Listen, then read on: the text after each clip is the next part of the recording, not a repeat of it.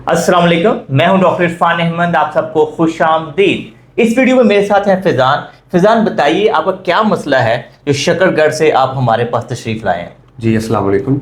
अच्छा डॉक्टर साहब, मेरे ना 1 साल पहले नेक पेन निकला था। ठीक है। और तब से इतना पेन शदीद हो गया कि मैं कंस्ट्रक्शन का काम किया, उसके बाद जिम करता रहा हूँ। ठीक है। और स्टडी के टाइम मेरे नेक में बहुत ज़्यादा पेन होता था। ठीक है। और मैं सब डॉक्टर्स को चेक करवाया, डॉक्टर साहब को, और अभी आपके पास आया हूँ। ठीक है। तो मुझे इसका सोल्यूशन बताएं कि इससे कैसे मैं जान छुड़ाऊँ, ठीक क्योंकि है। मैं बहुत तंग आ चुका हूँ। उसकी वजह से मेरे बैक, हाँ हाँ। मिडल और लोअर बैक पे पेन होता है। और सांस लेने में क्या? सांस लेने में प्रॉब्लम होती है मुझे।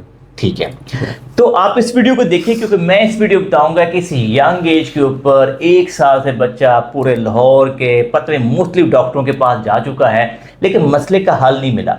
आप इस वीडियो को देखिए, हो सकता है कि अगर आपको भी ये मसला हो तो आसानी से आप लोग घर में ठीक कर सकें। तो फिजान, सबसे पहले हम कुछ बेसिक से आपकी मूवमेंट चेक कर लेते हैं और फिर हम आपको बताएंगे कि आपका मसला क्या है। Okay. अच्छा फिजान, सबसे पहले अपना कंधा उठाओ और बाजू को जरा पीछे लेके जाओ। ठीक है। अपनी नेक को जरा नीचे लेके आओ, शाबाश, और फिर वापस लेके जाओ। ठीक है। अपनी जरा सांस लो गहरे तरीके से। ठीक है, छोड़ दीजिए। अच्छा, ये दिन रखिए कि फैजान के केस में जब मैंने इन डिटेल डिस्कस किया है इसके साथ, तो सबसे पहले कि ये दिन रखिए कि ये हाइपर फ्लेक्सिबल है। हाइपर फ्लेक्सिबल लोगों का ये मसला होता है कि वो बचपन से ही अपनी गर्दन के कड़ाके निकालते रहते हैं। सेकंड क्या होता है कि वो जब कोई भी काम थोड़ा सा ज़्यादा देर के लिए करते हैं, जैसे वो फर्क पे बैठ के पढ़ रहे हैं तो उनकी नेक में दर्द हो जाएगी। अगर वो थोड़ी सी रनिंग कर लेते हैं तो उनको घुटने में दर्द होगी। अगर फर्क वो जिम करते हैं तो उनके शोल्डर में दर्द आ जाएगी।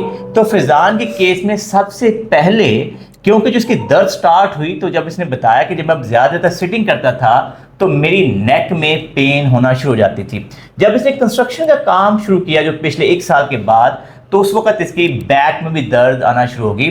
तो इसका मतलब ये हुआ कि ये एक तरह की एक्टिविटी ज़्यादा देर के लिए करना शुरू हो गया। इससे अक्सर लोग ये कंफ्यूज हो जाते हैं और वो बेचारे मरीजों को दवाइयाँ देते रहते हैं और मुख्तलिफ आर्थोपेडिक सर्जन, न्यूरो सर्जन के पास पेशेंट जाता रहता है। लेकिन जो सबसे बुनियादी उस बंदे का मसला है कि वो हाइपर फ्लेक्सिबल है, उसको अपने लाइफस्टाइल में तब्दीली लानी चाहिए, अपनी बॉडी टाइप को समझना चाहिए, वो कोई नहीं बताता। अब हम आपको बताएंगे कि फैजान को क्या करना चाहिए अगले 4 से 6 हफ्तों के अंदर ये दोबारा से अपनी फुल फ्लेज लाइफ में वापस आ जाए।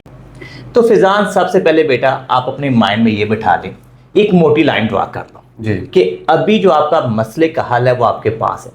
अभी तक जो आपने स्टोरी हमें बताई है और जो कुछ मैंने अपने डिटेल में वैल्यूएट किया है, उसके अंदर एक चीज़ बड़ी क्लियर है कि आपका मसला आपने खुद हल करना है। ये ऐसा मसला है जिससे हम परेशान नहीं हैं, लेकिन आप तो परेशान के साथ आप कुछ नहीं कर रहे हो। अच्छा, अब आपने करना क्या है कि नंबर 1, आपने अपने माइंड में ये बिठाना है कि ये कोई बड़ा मसला नहीं है, मेरी बॉडी हाइपर फ्लेक्सिबल है, मैंने अपनी बॉडी को ग्रेजुअली बिल्ड करना है। तो सबसे पहले आपने नंबर 1 वॉक करने की आदत डालनी। नंबर 2, क्योंकि आपने काफ़ी जिम किया हुआ है तो दोबारा से जिम जाना है और आपने लो इंटेंसिटी जिम वर्कआउट शुरू कर देना। ठीक है, क्योंकि आपकी बॉडी के अंदर प्रॉब्लम क्या हुआ है कि आप इतने अरसे से जब आप जिम नहीं कर पा रहे हो तो आपकी बॉडी के अंदर एक पॉजिटिव केमिकल होता है जिसको हम डोपामीन बोलते हैं, वो कम हो गया है और आपकी बॉडी में कार्टिसोल बढ़ गया है। यंग एज है, गुस्सा बहुत ज़्यादा आता है और बंदा परेशान हो जाता है, यार कि इस एज के ऊपर मेरे साथ क्या हो गया।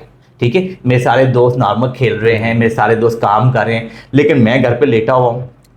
तो आप अपने माइंड में ये चीज़ बड़ी क्लियर कर लें, आपकी एमआरआई ठीक है, आपकी एक्सरे ठीक है, वैसे ज़ाहिर की ज़रूरत भी नहीं थी, लेकिन सब ठीक है। तो अब आपने अपने आप में एक्सरसाइज करनी है, जिम जाना है, अच्छे लोगों से मिलना है जो पॉजिटिव बातें करते हैं।